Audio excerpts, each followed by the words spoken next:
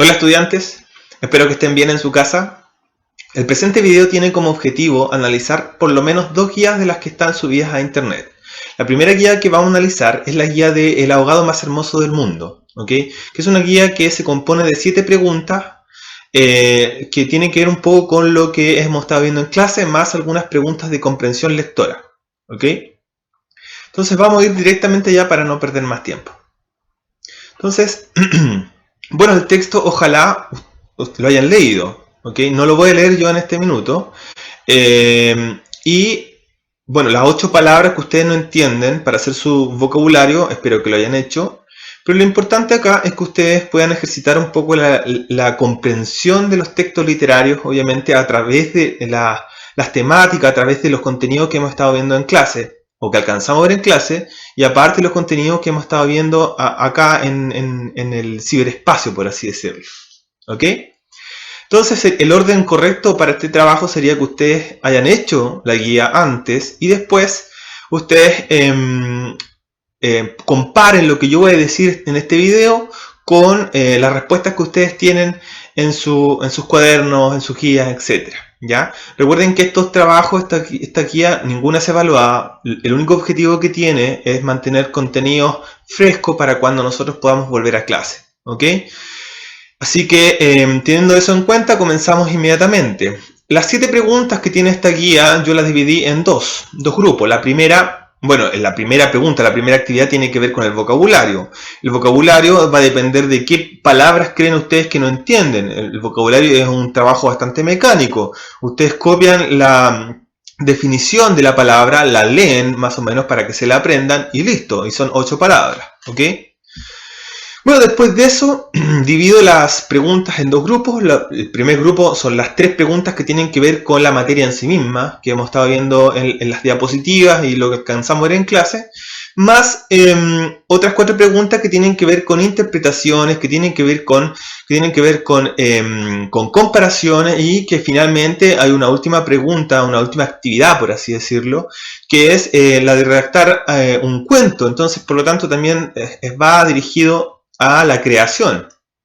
La última pregunta no la vamos a alcanzar a responder porque tiene que ver con un trabajo personal y no puedo saberlo desde acá, ¿cierto? ¿Qué tipo de texto ustedes escribieron? Recuerden que estamos todos con una precariedad técnica, por así decirlo, y no me alcanza, ¿cierto? No me alcanza la facultad técnica que yo tengo en la casa, no me alcanza para hacer el trabajo tan minucioso, pero por lo menos sí voy a empezar a revisar aquellas cosas que tienen que ver con la materia, ¿ok? Entonces vamos a empezar a responder las primeras 3 preguntas que tienen que ver directamente con los PPT. La primera pregunta dice, ¿qué tipos de viajes están presentes en el texto? Mencione por lo menos 3 y justifíquelos con extractos del cuento. ¿Ok? Eso está en color verde, por lo tanto todo lo que esté en verde es porque seguramente tiene que ver con el extracto, ¿cierto? Para poder argumentar sobre el tipo de viaje que está presente acá. Este primer extracto aquí en verde que dice los hombres que lo cargaron hasta la casa próxima notaron que pesaba más que todos los muertos conocidos, casi tanto como un caballo, y se dijeron que tal vez había estado demasiado tiempo a la deriva y el agua se le había metido dentro de los huesos. Bueno, ahí tenemos un extracto que argumenta que hubo un viaje físico, que es el viaje más fácil, viaje físico o viaje por los espacios terrestres, ¿cierto? Entonces, por lo tanto, eso argumentaría que ahí el cuerpo, el occiso, el cadáver, ¿cierto? Se movió físicamente de un lugar a otro. Ahora, las cosas que produjo ese cuerpo, ese muerto, bueno, eso es materia de otra pregunta, ¿ya? Entonces ahí tenemos un primer tipo de viaje, el viaje físico o viaje terrenal o viaje por los espacios terrestres, que es lo mismo. Después vemos este segundo texto. Dice, aquella noche no salieron a trabajar en el mar. Mientras los hombres averiguaban si no faltaba alguien en los pueblos vecinos, las mujeres se quedaron cuidando al ahogado. Le quitaron el lodo de los con tapones de esparto, le desenredaron del cabello los abrojos submarinos y le rasparon la rémora con fierros de descamar pescados. Okay, disculpen por las equivocaciones. Bueno, ahí tenemos otro viaje físico. Bueno, en la pregunta yo les dije 3 tipos de viaje. Bueno, si encontraron dos espacios físicos y dos viajes físicos y un viaje interior, estaría bien, ¿ok? Por lo tanto, acá tenemos otra vez un viaje físico. Lo que más hay presente es el viaje físico. Pero si leemos el texto, vamos a encontrar que no hay viaje a los infiernos, ¿cierto? No hay un viaje a espacios extraterrestres, ¿cierto? Ni tampoco hay un viaje onírico, ¿cierto? Onírico. Sino que más bien podemos encontrar dos principalmente, el viaje físico y el viaje interior. Ese viaje interior que hace deambular entre algunas concepciones de su vida que tenían los personajes en la historia, que hace deambular entre las distintas concepciones que tenían ellos de su propia vida y que de alguna forma eso lo transforma, ¿ya? La llegada a este muerto transforma las concepciones que ellos tenían de su propia vida, ¿ok? Entonces, eso puede ser argumento para decir que había un viaje interior, un viaje psicológico. Los habitantes de este pueblo tuvieron una introspección, se vieron a sí mismos y dijeron algo muy importante al final. Pero también sabían que todo sería diferente desde entonces, dice, que sus casas iban a tener las puertas más anchas, los techos más altos y los pisos más firmes. Es decir, que de alguna forma ellos abrieron su espectro de lo que es la vida y de lo que es vivir en sí mismo. Entonces ellos pensaban que la forma de vivir que ellos llevaban era la única, pero este muerto les dijo, por así decirlo, que en realidad habían otro tipo de personas, que habían otras formas de vivir, y de alguna forma abrieron el espectro, ¿cierto?, de cómo es la sociedad al final, y eso hizo al mismo tiempo que subieran por así decirlo, sus estándares de vida, ¿ok? Entonces ahí tenemos los tres tipos de viaje, una pregunta bastante fácil para este texto.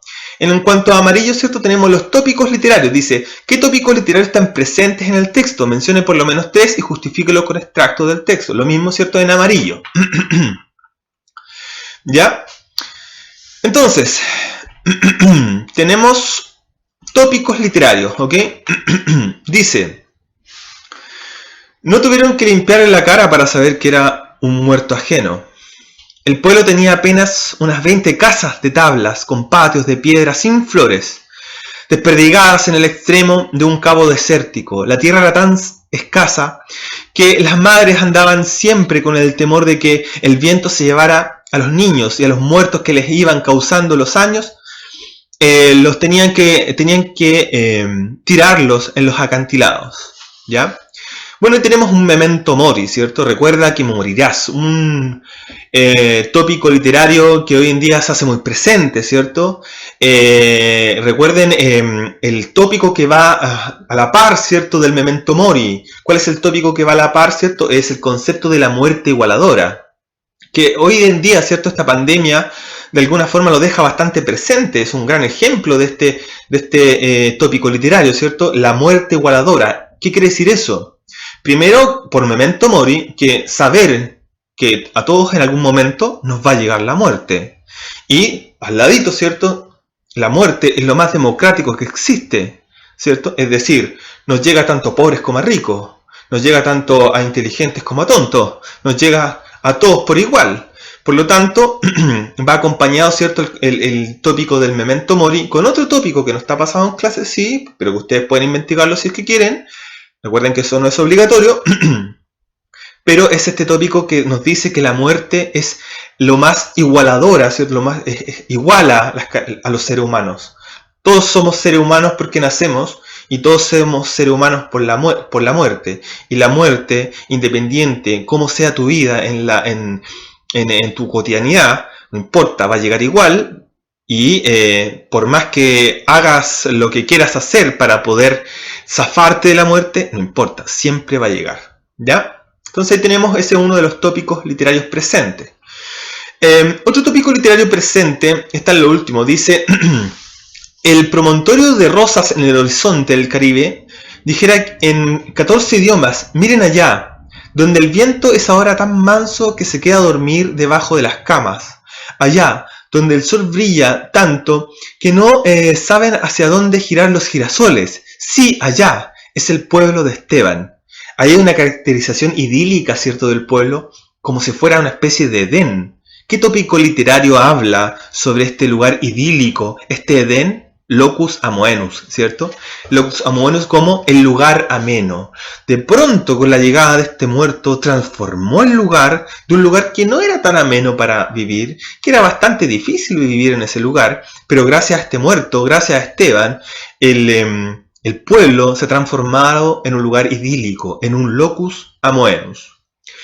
Me faltó un tópico, pero lo había determinado por acá, que tiene que ver con la juventud, que es Beatus Ile, no, disculpen, que es Colige Virgo Rosas, ¿cierto?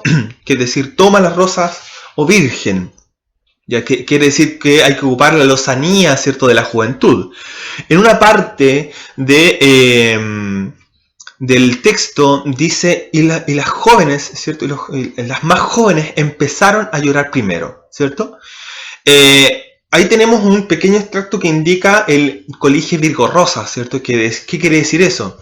Que pareciese que los jóvenes están más predispuestos a la emocionalidad que los viejos tienden a ser más parcos, más fríos, ¿cierto? Y por lo tanto son los jóvenes los que pueden aprovechar la lozanía de la juventud, este vigor que existe en la juventud, para también estar triste. La tristeza es algo que debe estar presente en nuestra vida. ¿Ok? Y que los jóvenes, lo que nos indica este texto, parece que los jóvenes están más predispuestos a la emocionalidad, y bueno, los jóvenes y las mujeres, según lo que dice el texto, que los más viejos y los hombres, ¿cierto? Entonces ahí tenemos el tercer tópico literario. Hay varios más, esos son los que yo pude encontrar.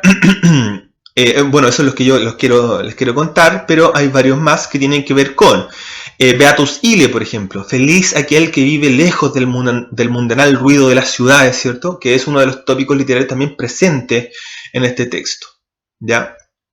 3. ¿Qué tipo de amor están presentes en el relato? Mencioné 2, fundamentelos con extractos del texto. No marqué los extractos, pero los puedo mencionar rápidamente. Dice por acá, dice, era verdad, a la mayoría le bastó con mirarlo otra vez para comprender que no podía tener otro nombre. Las más porfiadas, las que eran las más jóvenes, ahí tenemos de nuevo el Colige Virgo Rosas, se mantuvieron con la ilusión de que al poner la ropa, teniendo entre flores y con unos zapatos de charol, pudiera llamarse Lautaro. Vemos cómo de a poco se va idealizando al muerto. Se lo va amando de forma ideal. El amor idealizado. Ahí tenemos un primer amor. El amor idealizado. ¿Cierto? Es decir, ¿qué es ese tipo de amor? Significa que nosotros transformamos al ser amado, ¿cierto?, en un ser superior, en un ser casi perfecto, divino. Lo que hacían las mujeres de este pueblo con el ahogado, ¿cierto?, más hermoso del mundo. Que hasta los mismos hombres cayeron en esa idealización. También tenemos el amor físico, ¿cierto? El amor físico. El amor físico se retrata principalmente en la relación que tienen las mujeres con el muerto, ¿ok? Cuando comparan, ahí pueden buscar el extracto, cuando comparan las mujeres comparan los hombres con este muerto y hablan de la virilidad del hombre, ahí tenemos, ¿cierto?, el amor erótico o físico, como es lo mismo, ¿ya? El amor erótico o físico. Entonces ya tenemos nuestros dos tipos de amor presentes en el texto y era el trabajo que ustedes tenían que hacer. ¿Hay otros tipos de amor? Sí. Creo que está el amor filial. Está también el amor fraterno, ¿cierto? El amor fraterno. Por ahí se podría decir que hay un amor imposible entre las jóvenes, ¿cierto?, y el muerto, porque no se puede enamorar de él porque está muerto. Bueno, creo que podría haber un amor recíproco entre las mujeres del pueblo y los hombres, pero hay algunos cuestionamientos entre los propios personajes. Ahora empezamos con la comprensión lectora, que es más difícil, ¿ya? Recuerden que las interpretaciones son subjetivas y van a haber tantas interpretaciones como lectores existan. Por lo tanto, no podemos decir que ninguna de las respuestas que nazcan de acá, que tengan que ver con la interpretación, sean malas, sino más bien que sean congruentes y tengan una base argumental que le dé potencia a sus opiniones, a sus interpretaciones. ¿Ok? Por ejemplo, 4. ¿Qué crees tú que simboliza Esteban y por qué? ¿Qué es Esteban? Esteban es un muerto, es un occiso, es un cadáver que llega a una playa.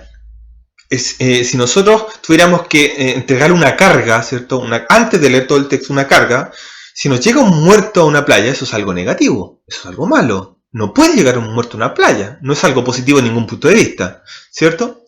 Pero como algo negativo tiene consecuencias positivas, ¿cierto? Consecuencias positivas en un ambiente. Por lo tanto, Esteban simboliza aquello que de pronto llega, que tiene esa carga negativa, pero que produce consecuencias positivas en nosotros, que hace abrir nuestro espectro de la vida. Por ejemplo, la pandemia. La pandemia es sinónimo de muerte, pero al mismo tiempo han causado, ¿cierto?, la apertura de la mente de muchas personas. No podemos estar centrados solamente en nosotros, debemos pensar en todos, ¿cierto? No podemos pensar de forma individualista, debemos pensar un poco en la comunidad también, ¿ya? Entonces, ¿qué simboliza Esteban? Esta es mi interpretación, simboliza todas aquellas cosas que llegan a nosotros sin planearlas, ¿cierto? Que son en un comienzo negativas, pero con el tiempo van ocasionando en nosotros mismos cuestiones positivas. ¿Y cuáles son aquellas cosas? Principalmente la apertura mental. El último extracto ustedes lo pueden leer, lo dice ahí, ¿cierto? Miren allá donde el viento es ahora más tan manso que se queda a dormir debajo de las camas. Recuerden que antes los niños salían volando por el viento, ahora no. Allá donde el sol brilla tanto que no saben hacia dónde girar los girasoles. Entonces hay una hipérbole ahí, ¿cierto? Una exageración. Entonces, bueno, ahí sería una de mis interpretaciones al respecto de qué simboliza, ¿cierto?, Esteban. 5. ¿Cuál es la relación que el narrador y las mujeres dan cuenta que existe entre el ahogado y el tiempo? El tiempo atmosférico principalmente. ¿Ok? En uno de los tractos, si ustedes quieren leer, si vuelven a leer el texto, ellos pensaban, bueno, ellos se dan cuenta que el tiempo se está poniendo malo, se está poniendo a llover, entonces ellos hacen una relación de causalidad. ¿Cuál es la relación que existe que el narrador y las mujeres le dan cuenta? Bueno, esta relación es una relación de causalidad entre la llegada de este muerto y las características del tiempo atmosférico, la lluvia, que esté nublado, algo está pasando en el tiempo y su causa principal, según las mujeres principalmente, para la redundancia, es este muerto que está llegando. Entonces, esa es la relación. Es decir, llega un muerto y se pone a llover. Esa es la relación que existe entre, que existe entre el ahogado y el tiempo. 6. ¿Qué significa la frase los hombres y las mujeres tuvieron conciencia por primera vez de la estrechez de sus sueños? Significa que gracias al muerto se dieron cuenta que vivían en un mundo cerrado, pequeño, acotado, escueto, del cual parece que era muy difícil salir. Y parece que este mundo, este pueblo, era de sufrimiento más que de felicidad. Y esa felicidad, ¿cierto?, no llegaba a las personas no por culpa de ellos mismos, sino que ellos no se habían dado cuenta que parece que sus metas eran bastante bajas, eran simples, vivir solamente para algunos. Entonces, al decir estrechez es que tenían sueños estrechos, sueños cortos, sueños pequeños, cuando pareciese que este muerto lo que hizo es provocar que sus sueños se agrandaran y que los márgenes de su propia vida también se agrandaran. Eso significa, ¿cierto? Eso significa esta frase: los hombres y las mujeres tuvieron conciencia por primera vez de la estrechez de sus propios sueños. ¿Ok? Finalmente, el último trabajo, que es de creación, tiene que ver con crear un texto que sea coherente a la historia. ¿Ok? Entonces, responder quién es en ese cuento, quién es ese ahogado, ¿cierto? Y cómo llegó a la playa. Entonces ustedes podrían haber contado, ¿cierto? Un texto narrativo del tipo literario, en donde relataron una historia en cómo un barco, por ejemplo, este es solamente un ejemplo, choca con un iceberg, como el Titanic, no sé, pero este no era un barco gigante, sino más bien era un barco a vela, pequeño, una barcaza, y eran personas que venían de un mundo maravilloso, y el personaje principal sí se llamaba Esteban, y Esteban era un caballero, ¿cierto?, que luchaba con dragones en otros mundos, ¿ok? Entonces, y cuando al chocar con este iceberg, este guerrero, ¿cierto?, queda congelado durante muchos años, y al descongelarse flota por el mar y llega, ¿cierto?, llega después de muchos años, llega a este espacio, ¿cierto?, que es el lugar donde ocurre la historia, ¿ok? Entonces eso sería más o menos la primera guía, ¿ya? Espero que le haya servido esta primera parte, así que vamos a continuar con la segunda guía, que es la guía de la película, ¿ok? Entonces hacemos la transición a la guía de la película. Entonces continuamos con esta guía, ¿cierto? Que es una actividad formativa. Eso quiere decir que si es formativa, lo ideal es que ustedes estuvieran en la sala de clase haciéndola, ¿ya? Y yo estuviera viendo cómo la escriben, cómo la redactan. Eso es formativo, no tiene que ver con en una nota, así que cada vez que diga actividad formativa, prueba formativa, etc., eso va a significar que la guía no tiene nota, ¿okay? Así que no se preocupen en ese sentido, ¿ya? Entonces, ¿qué teníamos que hacer con esta guía? Ustedes tenían que ver la película y responder estas preguntas redactando en la guía, ¿ok? Entonces, si ustedes están acá, llegaron a este punto y no vieron la película, yo les aconsejo que no sigan. Vean la película y después hagan la guía. Y después comparan lo que yo voy a decir ahora con su respuesta. Si no lo quieren hacer así, bueno, no importa, allá ustedes, ¿ok? Lo importante es que mantengamos frescos los contenidos y esté haciendo estas retroalimentaciones, ¿ya? Entonces voy a empezar a responder cada una de las preguntas. Chicos, si tienen alguna duda con respecto a las materias, principalmente considero que sea una pregunta por mail y bastante escueta, muy corta, directa. Profesor, hola, ¿cómo está? Tengo una pregunta sobre tal materia. Me hace la pregunta atentamente, el nombre, y yo le respondo y nada más. No me envíen guías porque ustedes se imaginarán 50 mails con guías, sin guías, con trabajos que tienen que ver con trabajos personales, con mi trabajo administrativo en el liceo. Entonces no funcionó muy bien esa forma. Entonces lo que estoy haciendo es ver la guía, ¿cierto? Analizarla y darle la respuesta, y ustedes ojalá antes hagan esas guías porque yo las voy subiendo con anterioridad, así que espero que sea esa la fórmula que estén utilizando. ¿Ok? Rápidamente, mencione 4 tipos de amor presentes en la película. Deben argumentar mencionando personajes y situaciones, ¿cierto? Entonces yo puedo encontrar en la película, bueno, personaje principal, recuerden, Chris, y la coprotagonista, ¿cierto? Annie, ¿ya? Que es la, por así decirlo, la mujer amada, ¿ya? Entonces, 4 tipos de amor. Tenemos un amor físico entre Annie y Chris, ¿cierto? ¿Qué situación? Hay una situación en donde están como en un jardín y Annie muy sensualmente sube, ¿cierto? Monta, por así decirlo, a Chris de una forma muy coqueta. Tienen una conversación bastante íntima entre los dos. Y tenemos un claro ejemplo de cómo es el amor físico, el amor erótico, ¿cierto? O sensual, ¿ya? También tenemos un amor recíproco, ¿cierto? Un amor recíproco entre los dos protagonistas, Annie y Chris. Bueno, ¿dónde está? ¿Cómo podemos retratar este amor recíproco? En cualquier parte del texto hay un amor recíproco. Bueno, al final un poquito más difícil, pero al comienzo está, ¿cierto? Está presente ese amor físico. Hay una escena donde, recíproco. Es una escena donde Chris trata de sacar de la depresión a Annie por la muerte de sus hijos, ¿ok? Esa escena podría servir para poder argumentar ese tipo de amor. ¿Ok? Entonces ya tenemos dos tipos de amor. Un tercer tipo de amor sería un amor eterno. ¿Por qué es un amor eterno?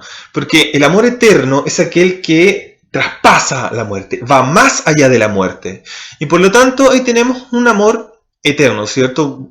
Entonces podemos tomar una parte de la película al comienzo, ¿cierto? Al comienzo, cuando está con este guía afroamericano, que no me acuerdo su nombre, le pregunta qué va a pasar con ella porque se suicidó.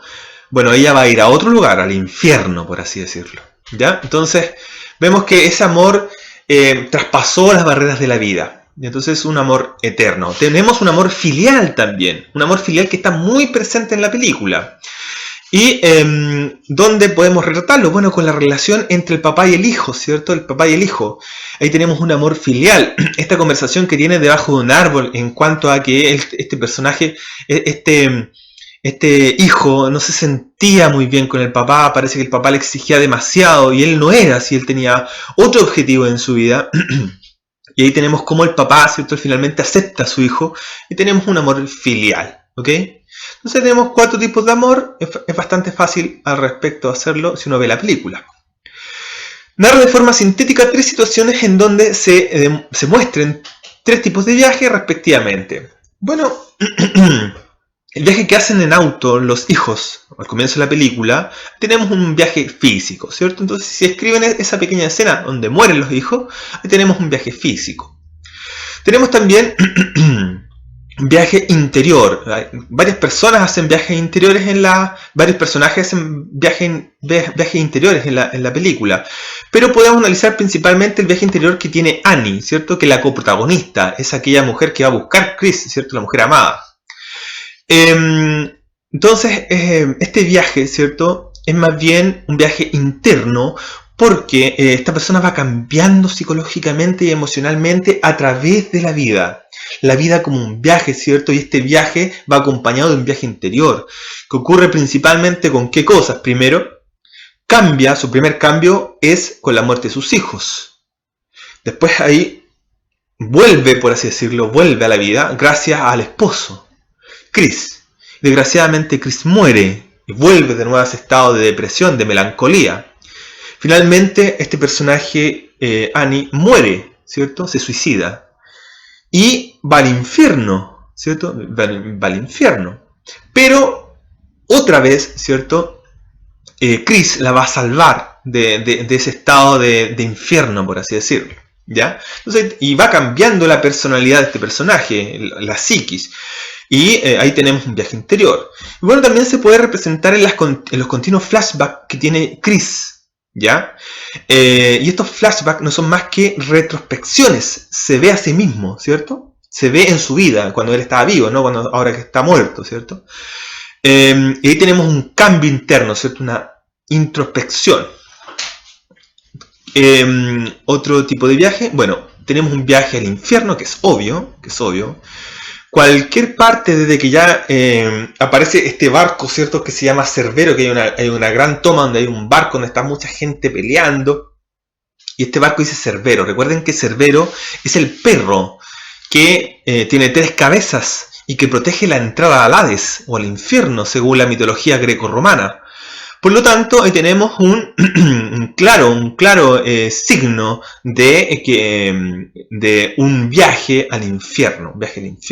¿Ya? Entonces tenemos los 3 tipos de viajes pedidos por la pregunta.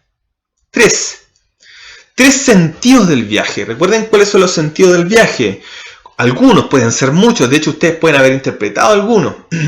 Búsqueda de un tesoro, búsqueda del conocimiento, búsqueda de la felicidad, ¿cierto? Búsqueda de la tierra prometida, son algunos. ¿Ya? Entonces, ¿qué le da sentido al viaje que tiene Chris, por ejemplo? Él busca la felicidad. Aquí tenemos un sentido del viaje, es decir, él siente que su felicidad está encarnada en una persona llamada Annie, y por eso la búsqueda permanente de ella, ¿cierto? ¿Qué otro sentido del viaje? La búsqueda del conocimiento, es decir, el Chris, el personaje principal, va teniendo pequeñas revelaciones a través de la película, de su comportamiento cuando él estaba vivo, de su comportamiento con sus hijos y del comportamiento que tenía con su esposa.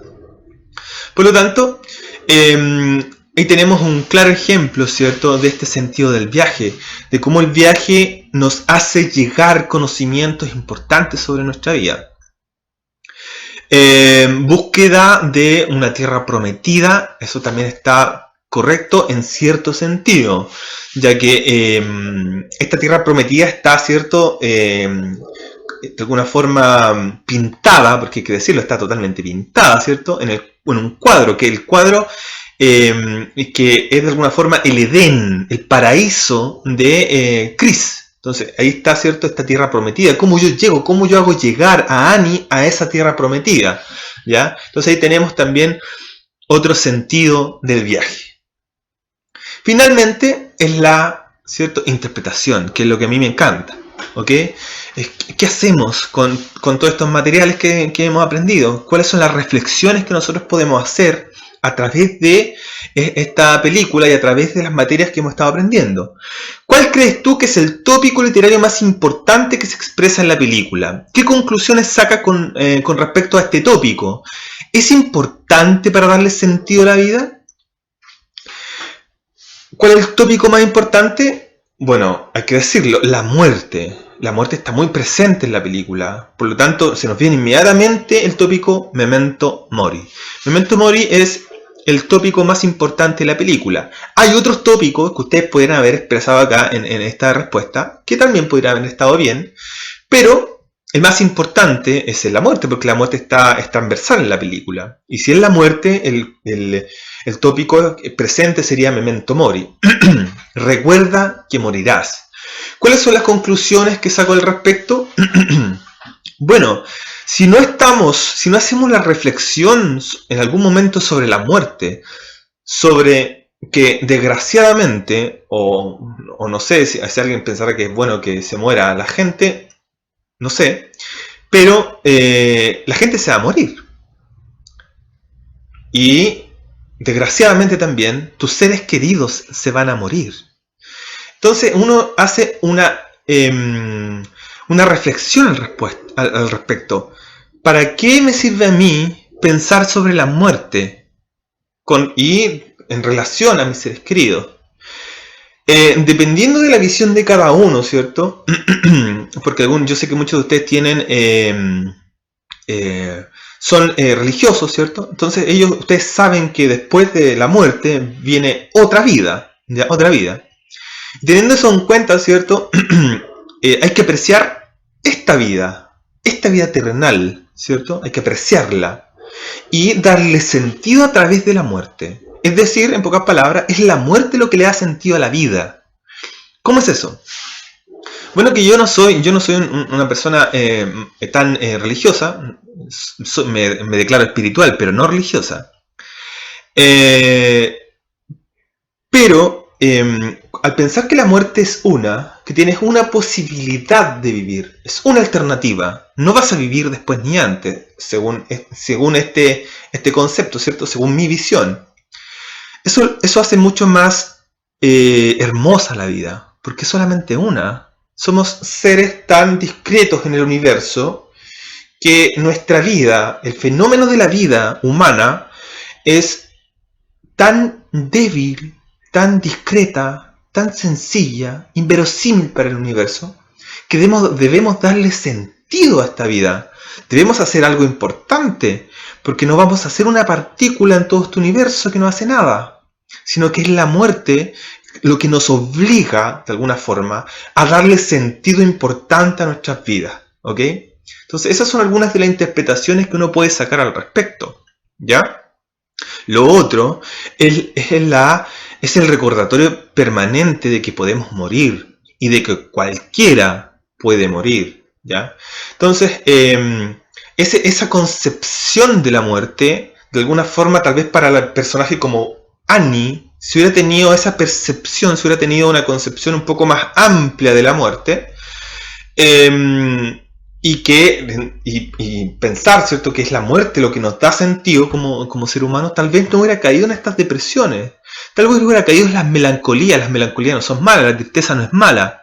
Pero no en estas depresiones que al final terminan atentando con la propia vida de Annie. ¿Ya? Por lo tanto, tal vez si ella hubiera tenido esta concepción de la muerte, no hubiera llegado al suicidio. ¿Cierto? Entonces ahí tenemos algunas interpretaciones con respecto a esta última pregunta. Espero que estén bien, chicos. Espero que les haya servido estas retroalimentaciones, estas revisiones de las guías. Cuídense, quédense en la casa. No hagan tanto desorden. No hagan pasar malos ratos a sus padres, por favor. Yo sé lo que es estar frente a ustedes, así que me imagino lo que están pasando muchos de sus padres.